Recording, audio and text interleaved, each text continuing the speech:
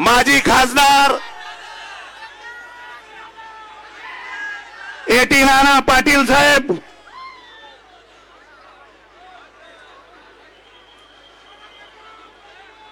माजी आमदार दिलीप भाऊ वाघ, माजी आमदार शिरीष दादा चौधरी,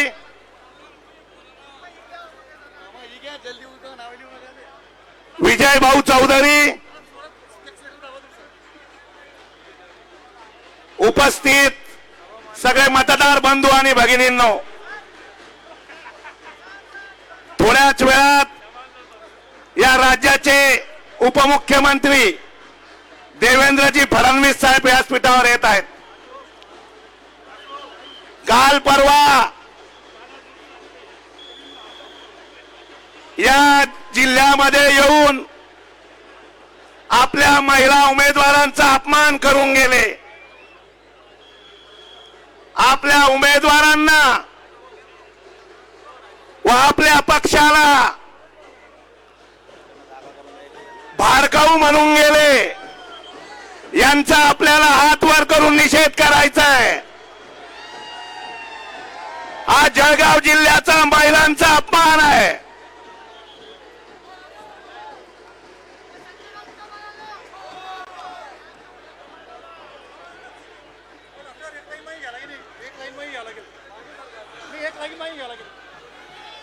जे कालपर्यंत भारतीय जनता पार्टीमध्ये होते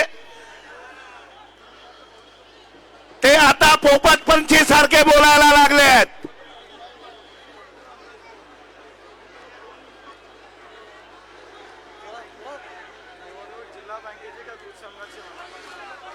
त्यांना कोणताही मुद्दा या उमेदवारांवर दिसत नाहीये.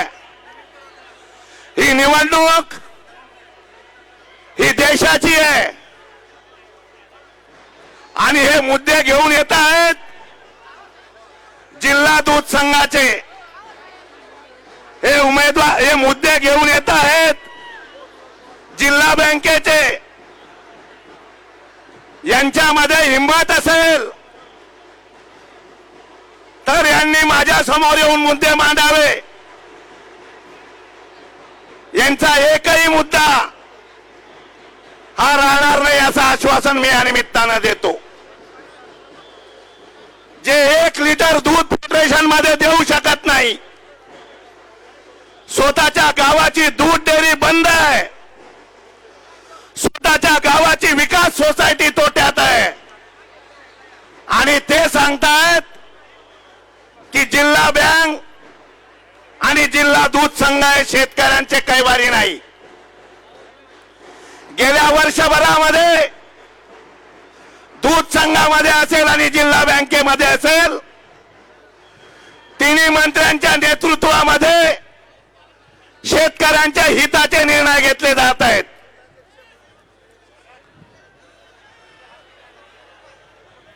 वाटेल त्या दूध संस्थांना सभासद केलं जात आहे.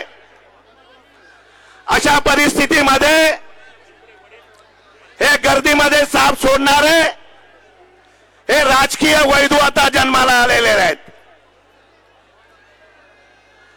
यांना उमेदवारी मिळाली असती तर भारतीय जनता पक्ष चांगला, यांना उमेदवारी मिळाली असती तर गिरीश भाऊ महाजन चांगले. अरे बेट्या उन्मेष, तू काय गिरीश भाऊंना चॅलेंज देशील? तुझ्या आईने तुला दूध पाजलं असेल तर ये बेट्या जामनेर मध्ये आणि तू पिऊन दाखव जामनेर मध्ये.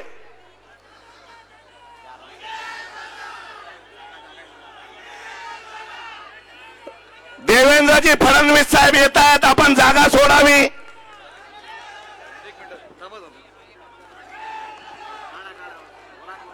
महाराष्ट्राचे उपमुख्यमंत्री आदरणीय देवेंद्रजी फडणवीस या ठिकाणी महायुतीच्या दोन्ही उमेदवारांचा नामांकन भरण्याच्या दिवशी आपल्यामध्ये उपस्थित आहे.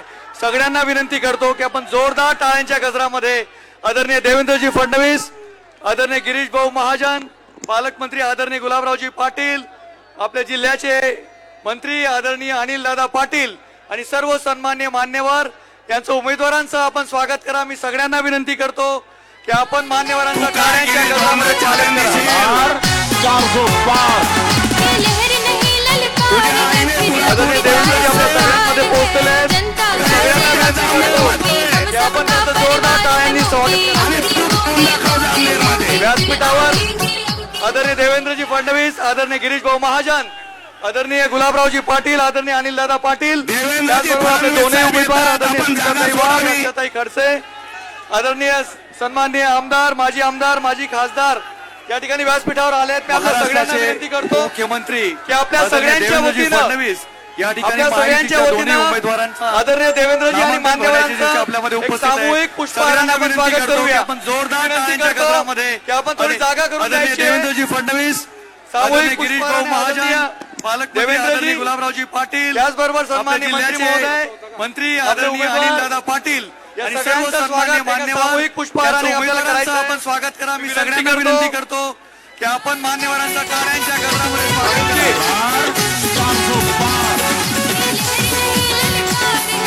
आदरणीय देवेंद्रजी आपल्या सगळ्यांमध्ये पोहोचलेले आहेत. मी सगळ्यांना विनंती करतो की आपण त्यांचं जोरदार टाळ्यांनी स्वागत करायचं. व्यासपीठावर आदरणीय देवेंद्रजी फडणवीस, आदरणीय गिरीश भाऊ महाजन, देवेंद्रजी, आपल्या सगळ्यांना विनंती करतो त्याचबरोबर सन्माननीय की मंत्री आपल्याला महोदय, आपले उमेदवार, आदरणीय देवेंद्रजी व या सन्माननीय सगळ्यांचं स्वागत मंत्री एका महोदयांचं सामूहिक मार्गदर्शन पुष्पहाराने ऐकायचं आहे. मी आपल्याला आपल्या सगळ्यांना विनंती करतो. विनंती करतो. अमितजी, मी पुन्हा विनंती करेन आदरणीय मंत्री महोदयांना, आदरणीय देवेंद्रजी यांना की एका सामूहिक पुष्पहाराने आपण या सर्व मान्यवरांचं स्वागत सर्व भारतीय जनता पक्षाचे जिल्हाध्यक्ष, मित्र पक्षांचे जिल्हाध्यक्ष, भाजप, शिवसेना, राष्ट्रवादी, मनसे, रिपाई या सर्व मंत्री महोदयांचे शहराचे आमदार राजमामा भोळे, आपल्या दोन्ही उमेदवार आदरणीय सीताताई, रक्षाताई, सगळ्या मान्यवरांनी आदरणीय देवेंद्रजी व मंत्री महोदयांचा सामूहिक पुष्पहाराने स्वागत करावं अशी विनंती करतो. जिल्हाध्यक्ष, भाजप, यानंतर भाजप, शिवसेना, राष्ट्रवादी, मनसे, रिपाई व मित्र पक्षांच्या या महायुतीचे जळगाव जिल्ह्याचे समन्वयक आदरणीय आमदार मंगेशदादा चव्हाण यांना मी विनंती करेल की त्यांनी आपल्या सगळ्यांना संबोधित करावं आणि यानंतर सभेचं प्रस्तावित करावं. आदरणीय मंगेशदादा चव्हाण, मनसे, रिपाई कृपया व आपण मित्र सगळ्यांनी पक्षांच्या शांतता घ्यायची या आहे. महायुतीचे फिर जळगाव एक जिल्ह्याचे बार, समन्वयक फिर आदरणीय एक आमदार बार मंगेशदादा चव्हाण यांना मी विनंती करेल बोलो भारत की त्यांनी आपल्या सगळ्यांना माता की. संबोधित करावं आणि या एकदा सभेचं सगळ्यांनी वरती हात करून प्रस्तावित करावं. आदरणीय मंगेशदादा चित्तई आणि रक्षाताईला एकदा समर्थन द्यायचंय. फिर एक बोलो बार, भारत माता की. फिर एक बार, आजच्या या बोलो भारत माता की. आजच्या या महायुतीच्या सगळ्यांनी वरती हात करून आपल्या भारतीय जनता पार्टी, आणि रक्षाताईला शिवसेना, राष्ट्रवादी व सर्व मित्र पक्षांचे अधिकृत उमेदवार भारत माता की. आदरणीय स्मिताताई वाघ व रक्षाताई यांच्या या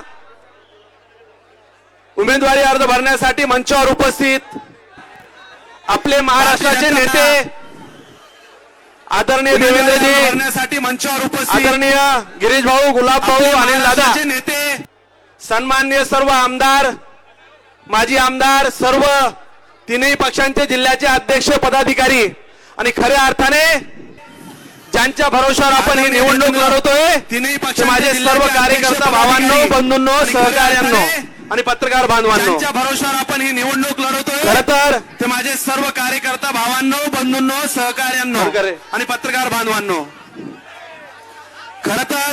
खर तर आपण सगळेजण पाहतोय बरोबर आहे की हे देशाचं इलेक्शन आहे. देशव्यापी चर्चा व्हायला पाहिजे, पण लोक गल्लीतली चर्चा करताय. म्हणजे की हे देशाचं इलेक्शन आहे.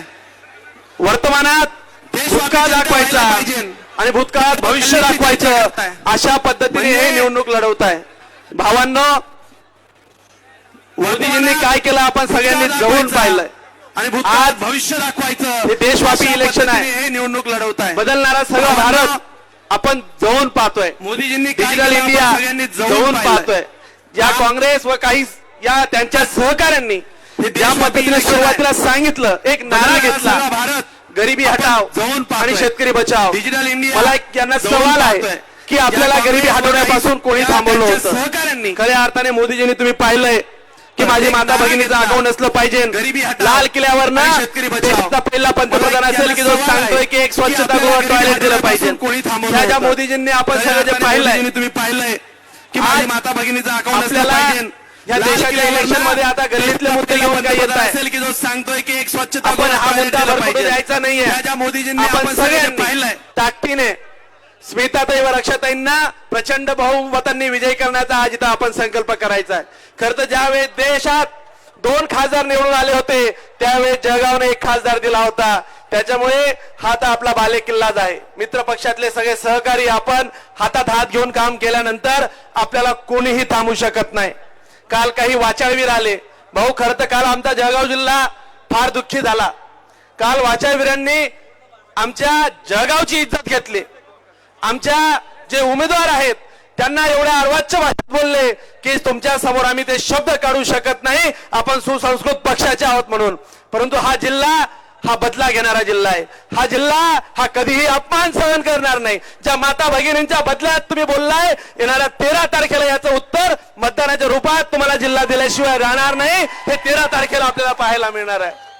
खूप जास्त वेळ न घेता आपल्याला गिरीश भाऊंच्या नेतृत्वाखाली सर्वांना उत्तर महाराष्ट्रात हे सगळं बघताच आहे.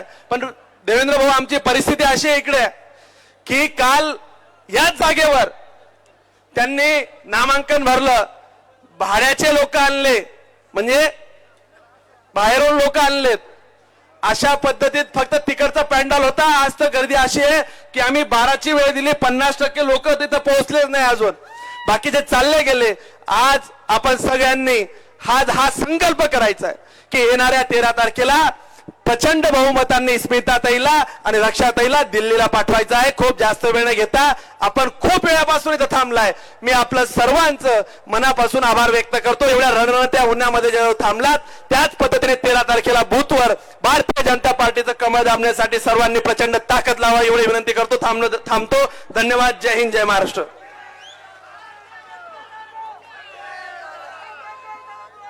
आपले सर्वांचं लाडकं नेतृत्व माननीय देवेंद्र भाऊ फडणवीस साहेब, महाराष्ट्राचे संकटमोचक आदरणीय गिरीश भाऊ यांच्या नेतृत्वात अनेक मान्यवरांच्या उपस्थितीत जामनेरमध्ये काही प्रवेश राष्ट्रवादीच्या जुन्या शरद पवार गटाच्या कार्यकर्त्यांचा इथे होतोय. अनेक कार्यकर्त्यांचा प्रवेश इथे होणार आहेत. प्राथमिक स्वरूपात काही प्रवेश आपल्याला इथे करायचे आहेत. मी आमचे नेते गोविंद शेडगरवाल यांना विनंती करतो की त्यांनी सगळ्यांचा प्रवेशासाठी नामोल्लेख करायचा आहे. महायुतीच्या अधिकृत उमेदवाराचे अर्ज भरण्यासाठी आपल्या सगळ्यांच्या मध्ये आलेले, आपल्या सगळ्यांना मार्गदर्शन करण्यासाठी राज्याचे लोकप्रिय उपमुख्यमंत्री फडणवीस साहेब, आदरणीय संकटमोचक गिरीश भाऊ, गुलाब भाऊ, अनिल पाटील, सर्व मंचावरील सर्व मान्यवर, उपस्थित सर्व कार्यकर्ते बंधू भगिनींनो, आज मोदीजींच्या सगळ्या कार्यपद्धतीवर विश्वास ठेवून देशातले अनेक पक्षाचे कार्यकर्ते आज धडाधड भारतीय जनता पार्टीमध्ये प्रवेश करताय.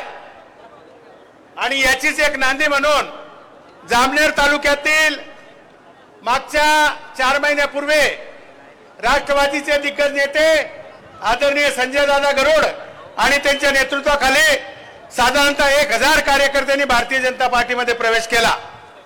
तसेच दुसरे भारतीय जनता पार्टीचे ज्येष्ठ नेते, तसेच राष्ट्रवादी काँग्रेसचे ज्येष्ठ नेते आणि ज्यांना सहकारमर्षी म्हणून आम्ही अनेक वर्षापासून संबोधित होतो असे स्वर्गीय आदरणीय मोहन शेठ लोढा यांचे सुपुत्र प्रदीप भाऊ लोढा, राष्ट्रवादी काँग्रेसचे प्रमुख कार्यकर्ते, तालुक्याचे झुंजार नेते, त्यांच्या नेतृत्वाखाली सुमारे 500 कार्यकर्ते आज भारतीय जनता पार्टीमध्ये गिरीश भाऊंच्या नेतृत्वात विश्वास ठेवून या ठिकाणी प्रवेश करीत आहे.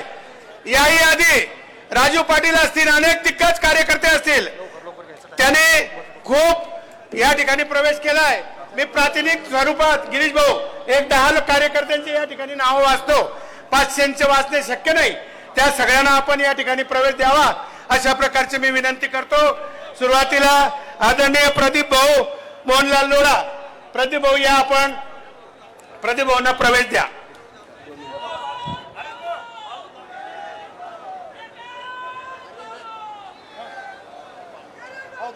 त्याच्यानंतर कैलास भाऊ पाटील सहकारातले सहकार महर्षी कैलास भाऊ पाटील यांनी या ठिकाणी येऊन प्रवेश स्वीकारावा.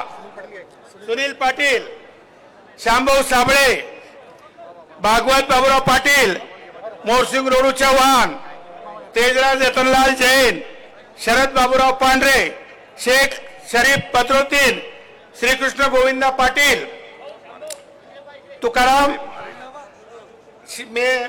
आरिफ बद्रुद्दीन, श्रीकृष्ण गोविंदा पाटील, तुकाराम सकाराम बारी, ईश्वर दौलत बारी, भगवान बाबूराव धनगर, गंगाधर आनंदा माळी, इरफान शेख जैनुद्दीन, अनिल नामदेव मोरे, योगेश मोहन सिंग परदेशी, पंढरी रामचंद पाटील आदी 500 कार्यकर्त्यांचा या ठिकाणी प्रवेश होतोय. आपण प्रातिनिधिक स्वरूप या ठिकाणी प्रवेश दिला कारण आपल्याला माननीय सगळ्या मान्यवरांचं खास करून फडणवीस साहेबांचं मार्गदर्शन या ठिकाणी ऐकायचंय. धन्यवाद. त्यानंतर मी मान्यवरांना विनंती करेल, पारोळ्यातनं काही प्रतिकात्मक प्रवेश आपल्याला करायचे आहेत. माजी नगराध्यक्ष आदरणीय गोविंदजी शिरोडे, त्याचबरोबर डॉक्टर स्वप्नील चंद्रकांत शिरोडे यांच्यासोबत 9 माजी नगरसेवक प्रवेश करतात. मी आदरणीय देवेंद्रजी आणि आदरणीय गिरीश भाऊंना विनंती करेल की त्यांनी पारोळ्याच्या मान्यवरांना प्रवेश द्यायचा आहे. त्यानंतर पारोळा येथील पवार कुटुंबातील आदरणीय अतुल मुरलीधर पवार, राष्ट्रवादीच्या शरदचंद्र गटाचे आदरणीय अतुल मुरलीधर पवार यांनी देखील प्रवेश करावा. आले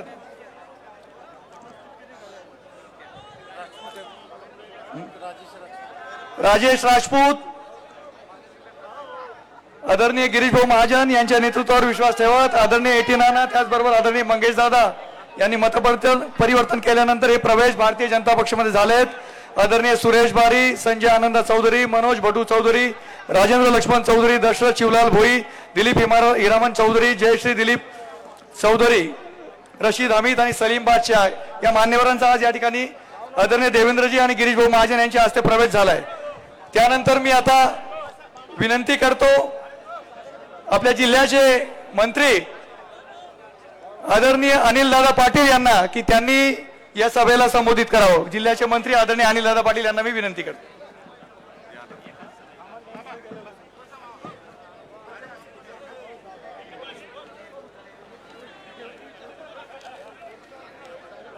जळगाव आणि रावेर लोकसभा मतदारसंघाच्या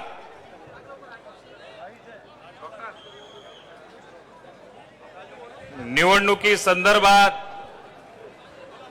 आजच्या या नामांकन पत्र दाखल करण्याच्या सभेला खास करून उपस्थित असलेले राज्याचे उपमुख्यमंत्री आदरणीय देवेंद्र भाऊ,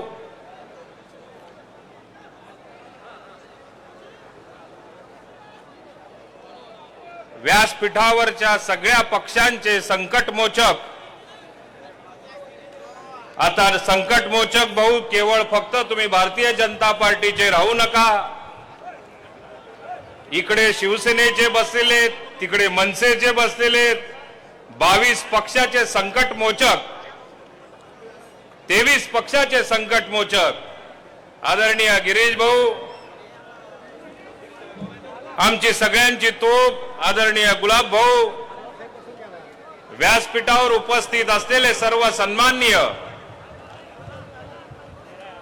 आजी माजी आमदार, सर्व पक्षाचे अध्यक्ष, उपस्थित सर्व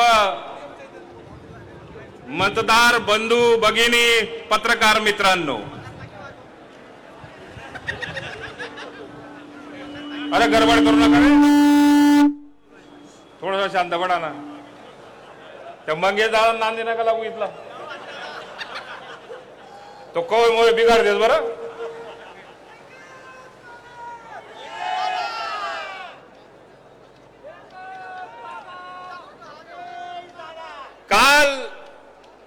याच मैदानावरती एक ट्रेलर आम्हाला सगळ्यांना बघायला मिळाला.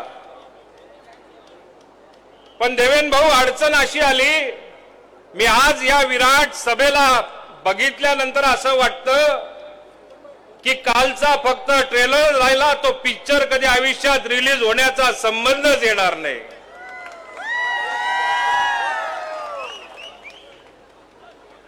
आणि आपल्या सगळ्यांच्या आशीर्वादाने या ठिकाणी 2 उमेदवार आहेत. तिकडे रक्षाताई आहे, इकडे स्मिताताई आहे. काल व्यासपीठावर 3 नग आले होते. आज ज्या वेळेला मी सगळ्यांचे प्रवेश, संजय गरुड आणि त्यांच्या बरोबर सगळ्यांचे प्रवेश बघत होतो, रावेर लोकसभा मतदारसंघामध्ये गिरीश भाऊ, आमची विनंती आहे, निदान तुतारी वाजवायला तरी 2-4 शिल्लक राहू द्या. सगळेच जर का तुतारी वाजली आणि बंद पडली तर फार मोठी अडचण होईल. मी काल एका लग्नाला गेलो होतो गिरीश भाऊ, आणि त्या लग्नाच्या प्रसंगी मला एक आठवलं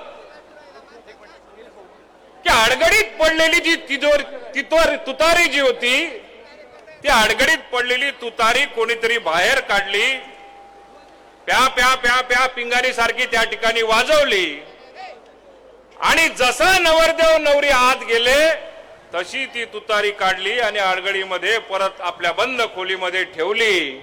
अशी परिस्थिती आज रावेर लोकसभा मतदारसंघामध्ये आपल्याला बघायला मिळते. जळगावच्या बाबतीमध्ये आमच्याच तालुक्याचे आहेत. आमचं नेतृत्व जळगाव जिल्ह्याच्या वतीने, जळगाव लोकसभा मतदारसंघाच्या वतीने दिल्लीला जाणार असल्यामुळे आज नव चैतन्य आमच्या सगळ्या जळगाव लोकसभा मतदारसंघामध्ये आम्हाला सगळ्यांना बघायला मिळतंय.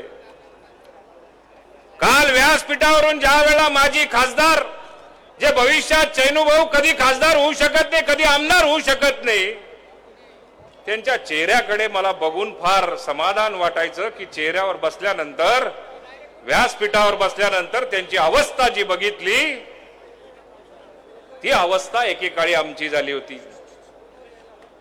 आमच्या स्मिताताईंना मागच्या वेळेस समजा जर का उमेदवारी गिरीश भाऊ जर का कंटिन्यू राहिली असती तर आज त्या दुसऱ्यांदा खासदार झाल्या असत्या.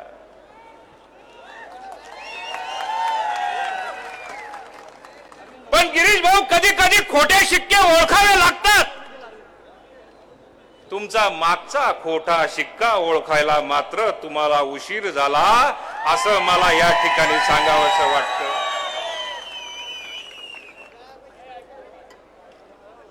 आता ते जळगाव जिल्ह्याच्या लक्षात आलंय. काल संजय राऊत या ठिकाणी महात्मे आले.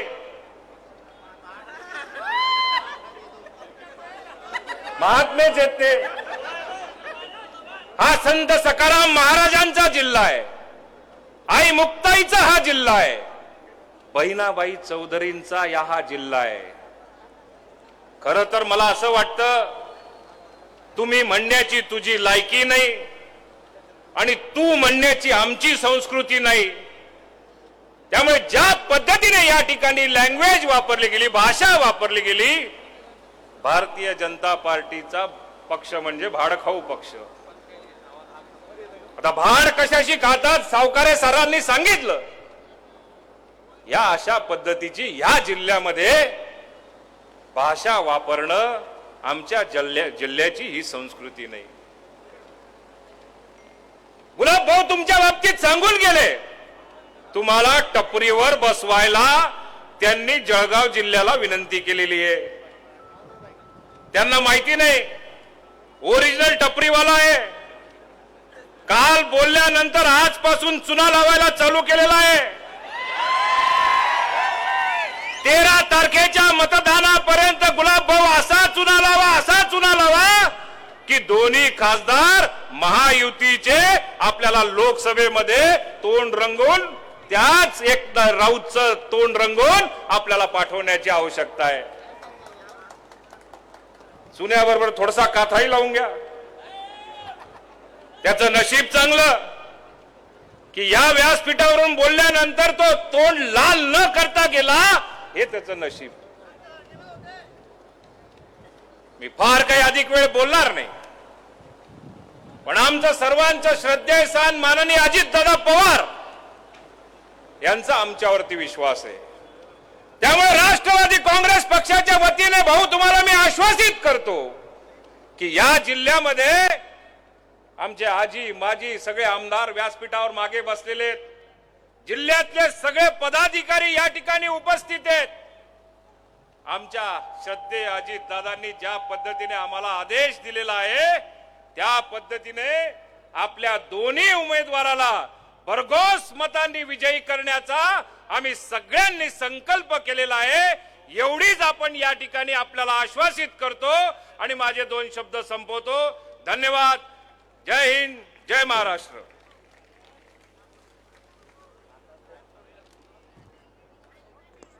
आदरणीय प्रताप परदेशी, आदरणीय भगवानजी धनगर, पंढरी पाटील, योगेश परदेशी, पौर येथील प्रदीप लोढा यांच्या नेतृत्वामध्ये हे प्रवेश होत आहे. मान्यवरांना मी विनंती करतो. त्यानंतर मंत्री महोदयांचं मार्गदर्शन ऐकण्याच्या आधी सगळ्यांच्या मागणीनुसार मी आपल्या दोनही उमेदवार ज्या ताई आहेत, आदरणीय स्मिताताई आणि रक्षाताई, मी आधी विनंती करतो आदरणीय स्मिताताई यांना की त्यांनी आपल्याला आपल्या प्रतिसाद देण्यासाठी, आपल्याला समर्थन देण्यासाठी आवाहन करावं. स्मिताताई.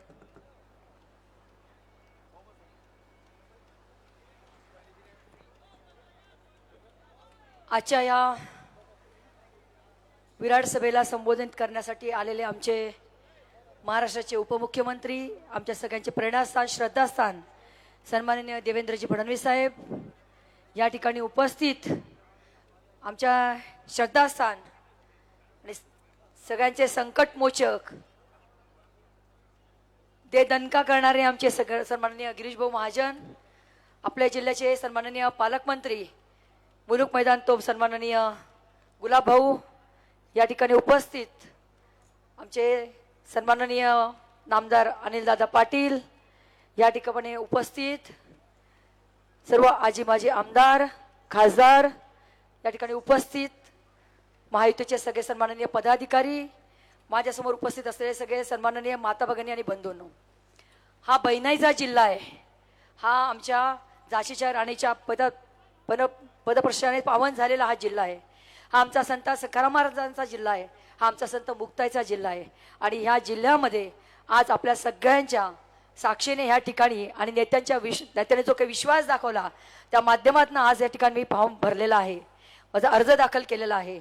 आणि मला विश्वास आहे की जनता ही विकासाच्या मागे धावणारी आहे. काल परवा कोणीतरी मला अबला म्हटलं आणि मला अबला म्हणून माझ्या 10 लाख माता भगिनीचा त्यांनी अपमान केला आहे. आणि हा अपमान करणाऱ्यांना येणाऱ्या 13 तारखेला ही जनता आपला कशी सबला आहे हे दाखवून देण्याचं काम ही माझी जनता त्या ठिकाणी करणार आहे. आपल्या सगळ्यांना विश्वास आहे मोदीजींवर, आपल्या सगळ्यांना विश्वास आहे मोदीजींनी केलेल्या 10 वर्षाच्या कामावर, आपल्याला सगळ्यांना विश्वास आहे मोदीजींनी जे काही रामाचं प्राणप्रतिष्ठा केली त्याच्यावर, आपल्याला सगळ्यांना विश्वास आहे जे 370 कलम रद्द केलं आणि खऱ्या अर्थाने काश्मीरला मोका श्वास निर्माण करून देणाऱ्या मोदीजींवर आपल्याला सगळ्यांना विश्वास आहे. ज्या मोदीजींनी आपल्या सगळ्या गरिबांच्या डोक्यावर छत्र उभारलं, आपल्याला सगळ्यांना विश्वास आहे की हा देश स्वच्छ करण्याचं काम मोदीजींनी केलं आणि त्या विश्वासावर ही जनता आपल्या सगळ्यांना निवडून देईल हा सगळा मला या ठिकाणी विश्वास आहे. आज सगळ्या विरोधकांना हे लक्षात येईल की त्यांनी काल आम्हाला आव्हान केलं होतं, आमच्यावर वाटेल तसे ताशे ओढले होते, पण कोणतीही जनता ही संस्कृत आहे. जनतेला कळतं की कोणाच्या पाठीमागे राहायचं आणि कोणाला त्यांचं जागा दाखवून द्यायची. मला वाटतं ह्या विश्वासावर मी आपल्या सगळ्यांना आव्हान करणार आहे की येणाऱ्या 13 तारखेला आपण सगळेजण, प्रचंड ऊन आहे, उन्हाची पर्वा न करता आपण आपला हक्क बजावणार आहात. आणि ज्या पद्धतीने देशाला पुढे नेण्याचं काम मोदीजींनी केलंय त्या मोदीजींना परत तिसऱ्यांदा पंतप्रधान करण्यासाठी आपण सगळेजण अबकी बार 400 पार करणार आहात. आणि या माध्यमातून महायुतीच्या आमच्या दोघंही उमेदवारांना आपण कमळापूरचं बटन दाबून नक्की निवडून द्याल आणि मोठ्या नाही तर प्रचंड मताधिक्याने निवडून द्याल हा विश्वास मी या ठिकाणी आपल्या सगळ्यांकडनं व्यक्त करते आणि माझ्या शब्दांना विराम देते. जय हिंद, जय महाराष्ट्र. यानंतर आपल्या महायुतीच्या रावेर लोकसभेचे उमेदवार आदरणीय रक्षाताई खडसे यांना मी विनंती करतो.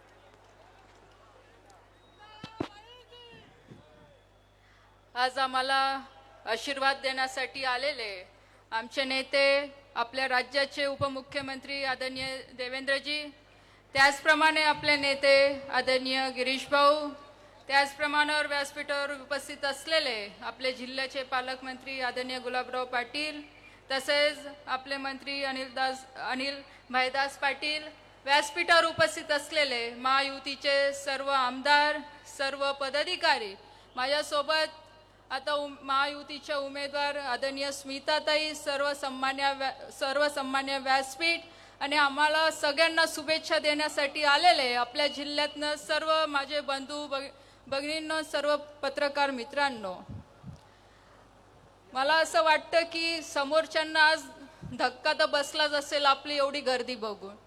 कारण की आज एवढं ऊन असून सुद्धा आपण भर दुपारी एवढ्या मोठ्या संख्येने आम्हाला दोघींना आशीर्वाद देण्यासाठी आपण लोक आज इथे उपस्थित आहात. समोरचे लोक आज किती मुद्दे घेऊन पुढे येत असतील किंवा आज किती सांगत असतील की 10 वर्षात आम्ही काही केलं नाही, पण ह्या जनतेला माहीत आहे, या संपूर्ण देशातल्या जनतेला माहीत आहे, आपल्या जिल्ह्यातल्या जनतेला माहीत आहे की ह्या 10 वर्षामध्ये आदरणीय मोदी साहेबांच्या नेतृत्वामध्ये आपण आपल्या जिल्ह्यामध्ये काय कामं केले. आज जे विरोधक इथे टीका करतात की 10 वर्षामध्ये रक्षाताईंनी काही काम केलं नाही, पण मी त्यांना आठवणीने सांगेल की ह्या 10 वर्षामध्ये, या मागच्या 5-6 वर्षामध्ये तुम्ही ज्या रस्त्यावरनं 100च्या स्पीडने गाडी तुमची पळवतात, हा रस्ता सुद्धा आमच्या केंद्र सरकारच्या माध्यमातून, आमच्या नेत्यांच्या माध्यमातून इथे आलेला आहे.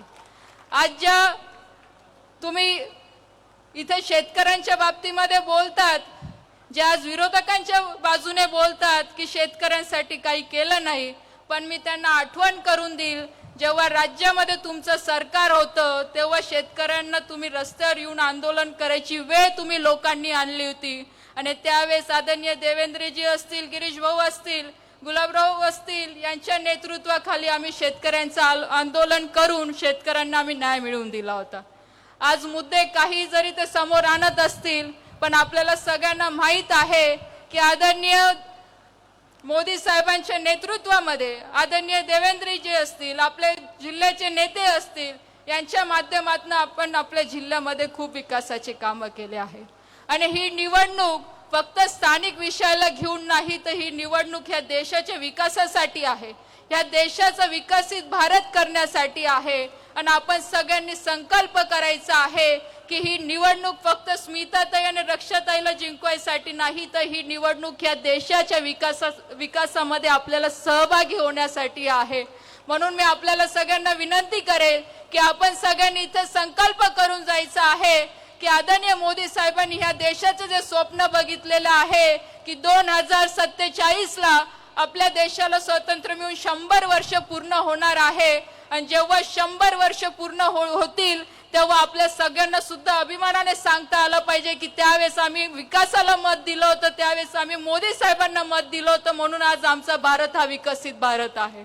आज समोरच्यांकडे मुद्दे नाही, जसं आज इथे मंगेश दादांनी सांगितलं, संजय राऊत साहेबांनी आमच्यावर टीका केल्या, पण मी त्यांना नक्कीच सांगेल की इथे जळगाव जिल्ह्यातली महिला सुद्धा ही कमी नाही. आणि नक्कीच येणाऱ्या 4 जूनला मतदानाच्या माध्यमातून आम्ही सगळ्यांना दाखवून देऊ की आम्ही आज दोघी आज तुमच्या सगळ्यांच्या आशीर्वादाने जास्तीत जास्त मताने निवडून येऊ.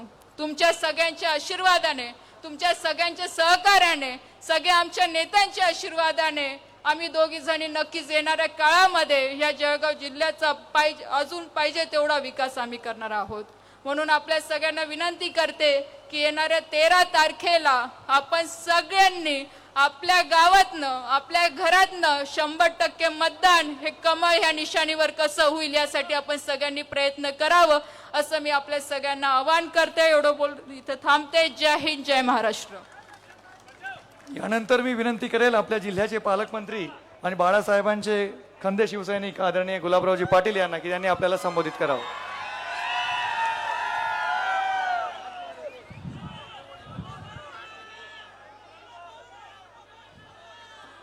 हिंदुस्थानाचा आराध्य दैवत राजे छत्रपती शिवाजी महाराज, भारतीय घटनेचे घटनाकार डॉक्टर बाबासाहेब आंबेडकर यांच्या स्मृतीस अभिवादन करून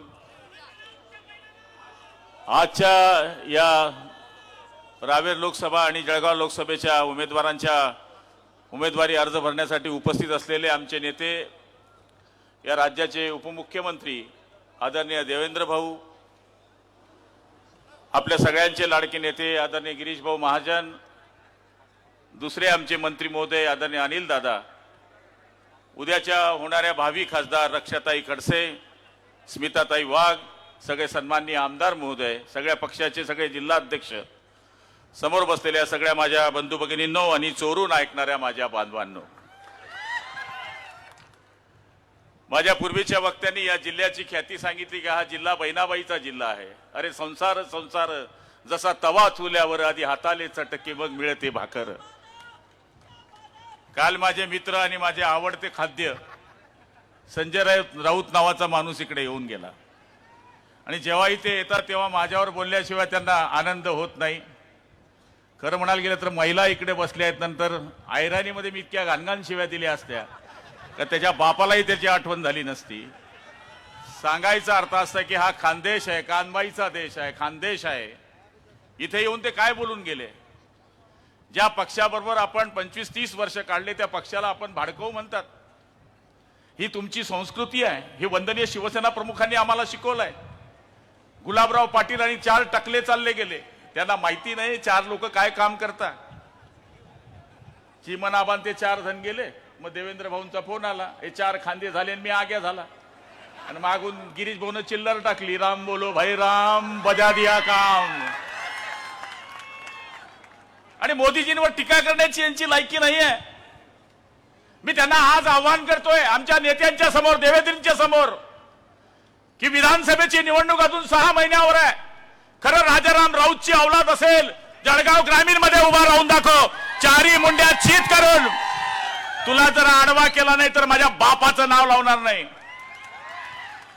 आमच्या मतं घ्यायची, आमच्या मतावर खासदार व्हायचं चोट्यातून आणि आमच्यावर टीका करायची. अरे थोडीशी लायकी असेल, थोडी लाज असेल, थोडासा खार असेल तर राजीनामा दे. पण मला माहिती आहे आला की ते उपरनं असं करतं. अरे तू काय बाळासाहेबाची स्टाईल करतो का? बाळासाहेबाच्या नखाची बरोबरी करू शकत नाही तुम्ही. मोदीजींवर टीका केली. मोदीजी कोण आहे त्यांना माहित नाही. गरिबांचा विश्वास आणि गरिबांचा विश्वास म्हणजे मोदीजींची गॅरंटी आहे. देशाची सुरक्षितता म्हणजे मोदीजींची गॅरंटी आहे. देशाची मजबूत अर्थव्यवस्था म्हणजे मोदीजींची गॅरंटी आहे. सुरक्षित संविधान म्हणजे मोदीजींची गॅरंटी आहे. विश्वाचा सन्मान म्हणजे मोदीजींची गॅरंटी है. 10 साल में पाकिस्तान की फटी है वो मोदी जी की गारंटी है. मोदी जी म्हणजे असा माणूस आहे की ज्या माणसाला या देशाची ओळख पूर्ण जगाला दिली. आणि तुम्ही आम्हाला काय बोलून गेलात? योगायोगाने आमच्या 2 बहिणी उमेदवार आहे. त्याला अक्कल तर पाहिजे. 100 मध्ये 50 महिलांची मतं असतात. यांच्या महिलांनी जरी मतं दिले, राऊत तेरा क्या होगा रे. आज या ठिकाणी आमच्यावर टीका करून गेले. अरे लोकसभा चोला बहन कर आई है, गली गली मेरे भारत की वृंदावन कहलाई है. कह रही है धरती, कह रहा है गगन, वही गीत दोहराया है. कहो गर्व से हम हिंदू है, हिंदुस्तान हमारा है. आणि आज या देशामध्ये जे मोदीजींनी राम मंदिर उभं केलं, आम्ही पण म्हणायचो मंदिर कब बनाएंगे, तारीख कब बताएंगे. आता मंदिर पण झालं, तारीख पण झाली. आणि आता हे राऊत यांना माझा सवाल आहे. आपल्या भाषणाच्या पहिले सुरुवात व्हायची शिवाजी पार्कवर गोंट्यावर बसणारा मी कार्यकर्ता आहे. तमाम जमलेल्या माझ्या हिंदू बांधवांनो, भगिनींनो आणि मातांनो, आता काय सुरुवात होती है? तमाम देशभक्तांनो, हिंदू शब्द से तुमने इतना क्यों कोहरान मचाया राउत? लगता है बाप तुम्हारा रूस या जापान से आया. कहो धरती, कहो गगन, वही गीत दोहराया है. कहो गर्व से हम हिंदू है, हिंदुस्तान हमारा है. आणि ही लढाई रक्षाताईची लढाई नाही आहे. ही लढाई स्मिताताईची लढाई नाही आहे. हे 544 जे उमेदवार उभे आहे ना, हे नावाला उभे आहेत. 544 ठिकाणी आपले उमेदवार आहे नरेंद्रजी दामोदर मोदी. आणि आम्हाला जे मतदान करायचं आहे ते मतदान ना रक्षाताईला करायचं आहे, ना ते मतदान आम्हाला स्मिताताईला करायचं आहे. ते मतदान आम्हाला या ठिकाणी रक्षाताईला स्मिताताईला ना करता मोदीजींना ते मतदान करायचं आहे. ईमानदारों के लिए लहर है मोदी, ईमानदारों के लिए लहर है मोदी, बेईमानों के लिए जहर है मोदी और देश की गद्दारों के लिए कहर है मोदी. आणि मला तरी असं वाटतं की अशा वीर माणसाला, अशा शूर माणसाला, अशा विकास पुरुषाला निवडून देण्याकरता हा जळगाव जिल्हा कायम बालेकिल्ला राहिलाय. कैलासवासी उत्तमराव पाटलांपासून या मतदारसंघामध्ये शिवसेना भारतीय जनता पार्टीची युती राहिली आहे. आणि त्यावेळेस पासून आदरणीय गुणवंतराव सरोदे साहेब असतील, त्यावेळेस पासून आदरणीय उत्तमराव पाटील असतील, त्याच्यानंतर MK अण्णा असतील, AT नाना असतील, उन्मेष पाटील असतील, आतापर्यंत रक्षाताई असतील, दोघं लोकसभा मतदारसंघामध्ये शिवसेना भारतीय जनता पार्टीचे खासदार या ठिकाणी निवडून आलेले आहेत. अर्धी राष्ट्रवादी आता आणखी आपल्याबरोबर आलेली आहे. त्यामुळे आम्हाला चिंता करण्याची गरज नाही आहे. अनिल दादा, तुमच्या जिल्ह्यामध्ये तुम्ही इतके नशिबान आहे. आम्हाला मंत्री व्हायला देवेंद्र भाऊंना 2.5 वर्ष आम्हाला रावण्या कराव्या लागल्या. करा ना भाऊ, करा ना भाऊ, करा ना भाऊ. तुम्ही तर 3.5 वर्षामध्ये असा पिक्चर जावं लागेल डायरेक्ट कॅबिनेट. आणि आता तुमच्या अंबनेरचे रास मला चेक करावा लागेल मंगळ ग्रहावर जाऊन. मंत्री बी तुम्ही आणि खासदार बी तुमचा. लक्ष ठेव जा, बाजूला मीच राहतो. दरंगावरून जावं लागते तुम्हाला. रक्षाताई, नाथाबा को भी समजा लो. आणि मला तरी असं वाटतं की आमच्या या दोघं भगिनी उभ्या आहेत. या दोघं भगिनींच्या मागे शिवसेनेची ताकद आहे, भाजपची ताकद आहे, राष्ट्रवादीची आहे, रासपची आहे, आमच्या RPIची ताकद आहे, आमचे जोगेंद्र कवाडे साहेबांची ताकद आहे, मनसेची ताकद आहे. या सगळ्या ताकदी एकत्र झाल्यामुळे आम्ही पण काल परवापर्यंत शांत होतो. पण नाक खाजे आणि नकटी खिजे जो धंदा आहे ना, तसं ते राऊत नावाचं एक चोट्ट येऊन गेलं. काल आम्हाला ते जागा करून गेलं. नाही तर एवढी गर्दी आम्ही साहेब जमवणार नव्हतो. काय एवढं ऊन आहे, काय लोकांना बोलवावं. इतके आले होते ना, यांच्या मायबापांना आणि यांना पोट्ट्यांना बी जरी मतदान करून दिलं तर आमच्या 2 सीट आजच विजयी झालेल्या आहे. त्यामुळे सरफरोशों की तमन्ना अब हमारे दिल में है, देखना है जोश बाजुए कातिल में कितना है. आणि मला तरी असं वाटतं की दम लगाओ, असा दम लावा की हे 4 मुंड्याची झाले पाहिजे. वक्त बहुत कम है, जितना दम है उतना दम लगा दो. थोड़ा सा मैं तुमको जगाता हूं, थोड़ा तुम जगा दो. आणि मला खात्री आहे 13 तारखेला भरपूर ऊन राहणार आहे. सकाळच्या वेळेस आपण मतदान करायचं आहे. 12 वाजेच्या आत जो जास्तीत जास्त मतदानाची टक्केवारी करेल, निश्चितपणाने त्या बूथ प्रमुखांची निवड सुद्धा आपल्या पक्षाकडनं केली गेली पाहिजे, अशी विनंती आदरणीय गिरीश भाऊंना मी या ठिकाणी करणार आहे. आता स्पर्धा लावा, तुमच्या जामनेरची लावा, तुमच्या 40 गावची लावा, आमच्या जळगाव ग्रामीणची लावा, पाचोऱ्याची लावा, 40 गावाची लावा, राजू मामाची लावा. मामांचं तर ठीक आहे, नवरील बी चालतो, नवरदेव बी चालतो. इकडून वाचला तरी मामा, तिकडून वाचला तरी मामा. त्यामुळे लावा पॉइंट. कोणत्या मतदारसंघामध्ये कोणत्या बूथवर जास्त मतदान आमचा कार्यकर्ता काढतो, असा उत्कृष्ट बूथ प्रमुख म्हणून त्याचा आपण या ठिकाणी पारितोषिक दिलं पाहिजे, असं मला या ठिकाणी वाटतं. आणि मला खात्री आहे की आपण सगळेजण या सुंदर अशा विश्वाच्या कार्यकर्ता सगळेजण आपण या ठिकाणी एक व्हाल कि कोटि कोटि हिंदुस्तानियों का दौर उठाकर मांगेंगे, सौगंध छत्रपति की खाते हैं कि भगवा ध्वज लहराएंगे. जिस धरती पर जन्म लिया है छत्रपति ने, उसे हम अपनी मां कहलाएंगे. अगर उठे उस धरती पर किसका भी हाथ तो उसके हाथ काट दिए जाएंगे. सौगंध छत्रपति की खाते हैं कि भगवा ध्वज लहराएंगे. कोई कहते हैं कश्मीर की बात, कोई कहते हैं वजीर आजम की बात. हम उनको यह बता देंगे, कश्मीर तो छोड़ दो मेरे भाई, तुम हिंदुस्तान की मट्टी भी ना ले पाओगे. अगर भूल गए हो हिंदुस्तान पाकिस्तान जंग की बात, अब्दुल हमीद भी थे हमारे साथ. हम उनको यह याद दिला देंगे, सौगंध छत्रपति की खाते है कि भगवा ध्वज लहराएंगे.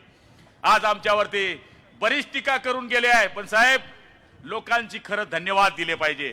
मी 8:30 ते 9च्या दरम्यान पाळजीवरून एक लग्न करून 10:30 वाजता ज्यावेळेस गोविंद हॉटेलपाशी गेलो तेव्हा 40 गावचे आप्पा 40 गावचे कार्यकर्त्यांना मी विचारलं तुम्ही किती वाजता निघाले. आई शपथ ते लोक 8:30 वाजेपासून निघाले. 8:30 वाजेपासून. असे लोक त्यांच्या पार्टीमध्ये नाहीये. रोजगार हमी अर्धी तुनी आणि अर्धी मनी. आपले कार्यकर्ते कसे रोजगार हमी पुनी पुरी मनी. त्याच्यामुळं मला खात्री आहे की आपण 13 तारखेला दणदणीत जिथं कमळ दिसेल बाकी कुछ विचार करने का नहीं है. आपल्याला मोदीजींना पंतप्रधान करायचं आहे. जळगाव लोकसभा आणि रावेर लोकसभा मधून मोदीजींना निवडून द्यायचं आहे आणि त्या मोदीजींना निवडून देण्याकरता आपल्या सगळ्यांना आई जगदंबा उदंड आयुष्य देव बलदंड शक्ती देव. 13 तारखेला तुम्ही कमळाचं बटन दाबो आणि समोरचा सत्यानाश हो. जय हिंद जय महाराष्ट्र. यानंतर महाराष्ट्राच्या प्रत्येक आपत्तीत अग्रेसर राहणारे आणि राज्याचं नेतृत्व करतानाही ज्यांच्यातला कार्यकर्ता जिवंत आहे असे आमचे प्रेरणा स्रोत आदरणीय गिरीशभाऊ महाजन यांना मी विनंती करतो की त्यांनी संबोधित कर.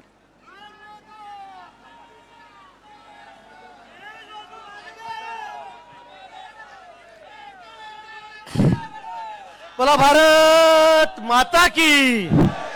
भारत माता की. छत्रपती शिवाजी महाराज की जय श्रीराम. दोघे हात उंच करून जय श्रीराम. जय जय श्रीराम. वा. एवढ्या उन्हामध्ये सुद्धा त्यांचा एवढा उत्साह बघून खरोखर देवेंद्रजीचं माझं या ठिकाणी बोलणं चाललं होतं. खरंच एवढ्या टेम्परेचरमध्ये एवढ्या उन्हामध्ये हो इकडे मध्ये सगळे लोक उभे आहेत पण तिकडे पार अगदी शेवटपर्यंत खुर्च्यांवरील लोक बसलेले आहेत उभे आहेत आणि म्हणून मी सर्वांचा आधी मनापासून आभार या ठिकाणी व्यक्त करतो. मान्य गुलाब भाऊ तुमची एवढी फटकेबाजी झाली. अनिल भाऊ तुमचं एवढं जोरात मार्गदर्शन झालं. आता त्यानंतर मी काय बोलावं. आमच्या दोघी उमेदवार रक्षाताई आणि स्मिताताई त्यांचा फॉर्म आपण आज भरलेला आहे. त्यांना आपल्याला विजय करायचा आहे. स्मिताताईंच्या बाबतीमध्ये बोललं जातंय म्हणजे प्रचार किती अपप्रचार करावा. किती आम्ही खाली चाललेलो आहोत. किती प्रचाराची पातळी खाली चाललेली आहे. स्मिताताईंबद्दल सांगितलं तर ही बाई मराठा नाही ब्राह्मण आहे. आता ही 96 कुळातली मराठा बाई आता हिला सुद्धा तुम्ही ब्राह्मण करायला लागलेत. म्हणजे मतांचं राजकारण कसं. समाजाचं राजकारण कसं. समाजाने फक्त आम्हाला मतदान द्यावं यांना मतदान देऊ नये म्हणजे इतका खालच्या थराला. आता स्मिताताईंबद्दल कोण आहे काय कुठल्या घटनेकडे मला सांगावं लागेल पण इतक्या खालच्या पातळीवर राजकारण तुम्ही या ठिकाणी करायला लागलेला आहात. आज या दोघी गुलाब भाऊंनी सांगितल्याप्रमाणे अनिल भाऊंनी सांगितल्याप्रमाणे या दोघी उमेदवार नाहीत. आमचे उमेदवार मोदीजी आहेत. त्यांना मला मतदान करायचं आहे. प्रचार करताना काय काय सांगितलं जातं काय काय बोललं जातं टोकाचं बोलणं जात आहे. काल आमचे संजय राऊत आले गुलाब भाऊ तुम्ही त्यांचा चांगला समाचार घेतला. मी तसं बोलणार नाही. आपली खरं म्हणजे ती संस्कृतीच नाही. ज्या पद्धतीने हा माणूस बोलतोय ज्या पद्धतीने राजकारण खालच्या थराला चाललेलं आहे त्याचा आता म्हणजे विचारही करवत नाही. या माणसामुळे या राज्यातलं राजकारण हे कुठे चाललेलं आहे. सकाळ झाले की हा माणूस काय काय बोलतो काय काय बडबडतो म्हणजे कधी कधी वाटतं आधी कानात बोटं घालावं मग फक्त त्याच्याकडे बघावं. इतकी वाईट परिस्थिती आहे. आणि म्हणतो काल काय बोलला मी बोलणार नाही त्याचा उल्लेखही करणार नाही पण आमच्या दोन्ही कॅन्डिडेट बद्दल आमच्या दोन्ही भगिनींबद्दल तो जे बोलला ते अतिशय आक्षेपार्ह आहे. या दोन्ही भाडखाऊंना पाडा हे बोलणं झालं. खरं म्हणजे त्याला जळगावूनच परत जाऊ द्यायचा कामा नव्हतो आपण. पण दुपारच्या उन्हामध्ये 2000 लोक घेऊन आले इथे काय काय बरडले निघून गेले. ही तुमची संस्कृती आहे. हे तुमचे विचार आहेत. मान्य स्वर्गीय बाळासाहेब ठाकरेचा तुम्ही उच्चार करतात त्याचा फोटो लावतात आणि अशा पद्धतीने महिलांबद्दल काय रे साप आहे का? या बैस बैस बैस, काही नाही काही बैस बैस. नाही तर मी साप पकडतो बरं, मी येतो इथं. हा, मी सर्पमित्र आहे. आणि म्हणून अशा पद्धतीने तुम्ही भाषा वापरतात. काय बोला तुमच्याबद्दल? मला तर वाटतं गुलाबभाऊ यांना आपल्याला उत्तर द्यायची गरजच नाही, कारण हा माणूस इतक्या खालच्या पातळीत चाललेला आहे की याला उत्तर न दिलेलं बरं. अजून खूप दिवस बाकी आहेत. अजून 20 तारखेपर्यंत आपल्या अजून निवडणुका आहेत. महिना सव्वा महिना शेवटच्या मुंबईच्या निवडणुकीच्या घ्यायच्या आहेत. तोपर्यंत काय व्यासपीठावर उभं राहून काय काय शिव्या देतील, काय कोणाकोणाचा उद्धार करतील हेही सांगता येत नाही. याची मानसिक स्थिती आता खालावलेली आहे, बिघडलेली आहे सगळी मशीन त्यांची आता. आणि म्हणून दररोज सकाळ झाली की वाटेल तशी शिवीगाळ, याशिवाय ते काही त्या ठिकाणी करत नाहीये. आणि म्हणून मित्र, ही निवडणूक ही काही दोन्ही उमेदवारांची नाही आहे. ही निवडणूक कुठली नातेगोत्याची नाही आहे. याचं नातं इकडे जास्त आहे, त्याचं नातं भडगावला आहे, त्याचं नातं पाचोऱ्याला आहे, त्याचं नातं चाळीसगावला आहे. ही काही नातेगोत्यांची आहे, ही समाजाची आहे, ही धर्माची निवडणूक आहे. तरी कुठल्याही नातेगोत्याची, समाजाची, धर्माची निवडणूक नाही, तरी देशाच्या अस्तित्वाची निवडणूक आहे. ही देशाची निवडणूक आहे. या देशाला आपल्याला महासत्ता करायचं आहे, या देशाला सुपर पॉवर करायचं आहे, या देशाला विश्वगुरु करायचं आहे.